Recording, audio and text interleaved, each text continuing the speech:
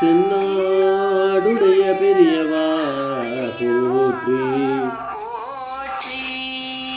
பெரியவா போற்றி, பெரியவா என் நாட்டவர்க்கும் இறைவா போற்றி,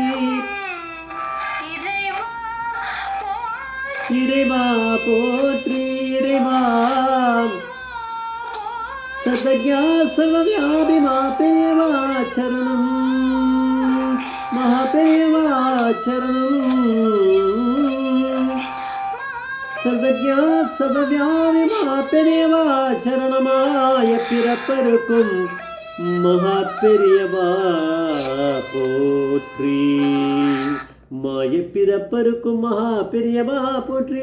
அபார கண சிந்தம் ஜானதம் சாஸ்திரபுணம் ஸ்ரீ சந்திரசேகர குரும் பிரணமாம் முதானும் கலியுக தெய்வம் காஞ்சிமான் யூடியூப் சேனல் பிரத்யேகமாக அந்த மகாபெரியோட பக்தர்களுக்கு ஏற்பட்டு கொண்டிருக்கும் அனுபவங்களை ஒவ்வொரு நாளும் ஒரு அனுபவத்துக்கு ஒரு தலைப்பு.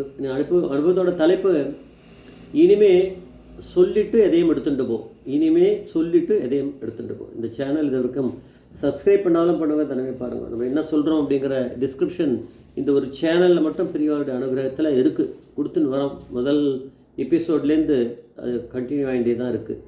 வேறு எந்த சேனல்லையும் நீங்கள் பார்க்க முடியாது. காஞ்சிபுரத்தில் வந்து உக்ரானம்னு ஒரு ரூம் உண்டு, அறை. அது வந்து இந்த சமையலுக்கு சம்பந்தமான அந்த ஸ்டோர் ரூம் மாதிரி சொல்லலாம். மளிகை சாமான், காய்கறி, அது இது எல்லாமே அது உள்ளே தான் இருக்கும். ஒரு நாள் வந்து அந்த காய்கறிகளில் புடலங்காய் ஒன்று 2-3 புடலங்காய் இருந்திருக்கு, அது காணும். அது வந்து அன்றைக்கி சமையலில் பார்க்கலாம்னு இருந்திருக்கார் போல இருக்குது இந்த சமையல் பண்ணுறவர். அதை காணோன்னே அவர் ஸ்னேக் கார்டு அவர் ஒன்றே பார்க்குறவெல்லாம் கேட்டுகிட்டே இருக்கார். மடத்து ஸ்டாஃப்லாம் இங்கே 2 புடலங்காய் வச்சுருந்தேனே, யார் எடுத்துட்டது, யார் பார்த்தது கேட்டுகிட்டே இருக்கார். யாரும் எனக்கு தெரியாதுங்கிறார். அது யார் எடுத்தான்னு யாருக்கு தெரியும்? பரமேஸ்வரனுக்கு தான் தெரியும். ஒரே கூச்சல் போட்டுகிட்டே இருக்கார் அவர். அதை கேட்டுட்டு மகாபெரியவா அங்கே வந்தார். என்ன விஷயம் அப்படின்னாரு. விஷயத்தை அந்த உக்ரானம் இவர் சொன்னார், யார் சமையலோ அவர் சொன்னார், இன்சார்ஜ். பெரியவா வந்து சரி அப்படின்னு விஷயத்தை பெருசாக்க வேண்டாம், இருக்கிற காய்கறிகளை வச்சு சமையலை பண்ணிக்கோ, அப்புறம் பார்த்துக்கலாம் அப்படின்ட்டார். அப்புறம் சாயங்காலமாக எடுத்து உக்ரானத்தில் வேலை செஞ்சிருந்தவர் ஒரு அசிஸ்டண்ட், ஒரு ஸ்டாஃப் இருக்கார்.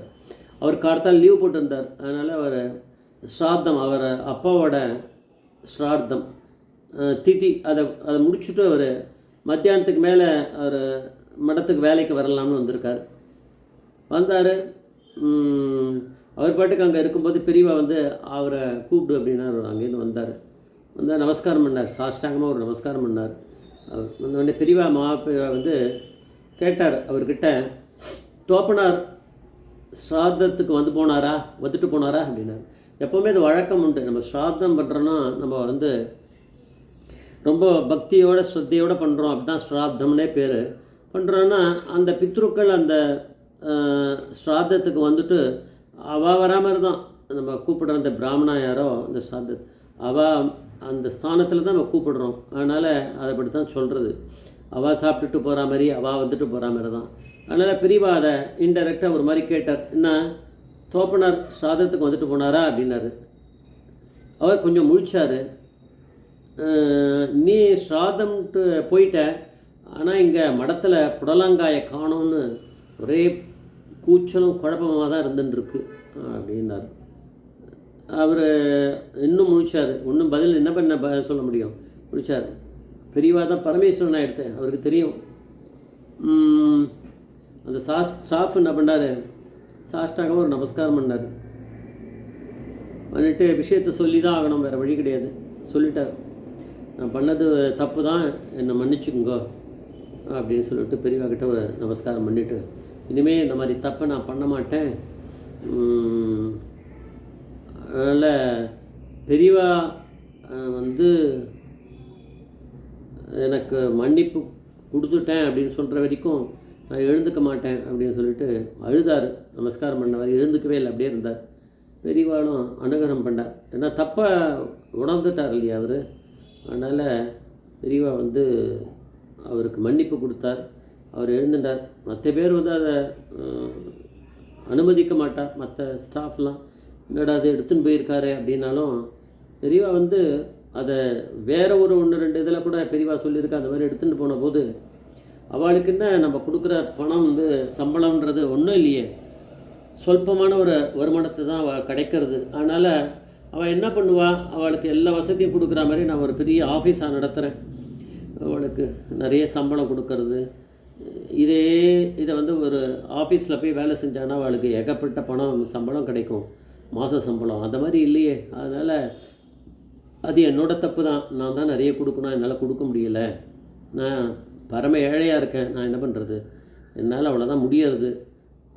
எனக்கு வந்து பணத்தை சம்பாதிக்கிறதுக்கு எனக்கு வழி இல்லையே. அதனால் நான் வந்து பெரியவா எப்படி சொல்லிக்கிறார் தன்னை பற்றி, அவர் எங்கே சம்பாதிக்கணும், அவர் தான் மகாலட்சுமி ஸ்வரூபம், அவரே அங்கே வந்து விழும் பணம் ஆட்டோமேட்டிக்காக.